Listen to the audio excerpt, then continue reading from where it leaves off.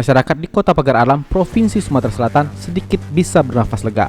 Ini menyusul dua pelaku begal sadis yang tak segan melukai korbannya berhasil diciduk tim Opsnal Res Pagar Alam dan tim Opsnal Reskrim Polsek Pagar Alam Utara di belakang alun-alun utara Kelurahan Beringin Jaya, Kecamatan Pagar Alam Utara, Kota Pagar Alam pada Senin 21 Februari 2022 sekitar pukul 23 waktu Indonesia Barat.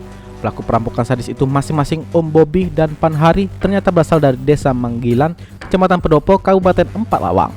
Kapolres Pagar Alam AKBP Arif Harsono didampingi Kasat Reskrim Polres Pagar Alam AKP Najamuddin Selasa 22 Februari mengatakan dalam penyegapan semalam kedua pelaku terpaksa dipelor petugas di bagian kaki lantaran melakukan perlawanan.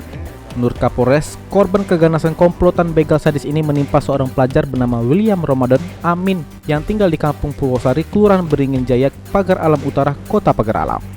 Peristiwa perampokan menimpa William Ramadan Amin terjadi pada Senin 21 Februari 2022 sekitar pukul 20 waktu Indonesia Barat di depan Villa Mentari Desa Talang Pasai, Kelurahan Dempo Makmur, Kecamatan Pagar Alam Utara, Kota Pagar Alam.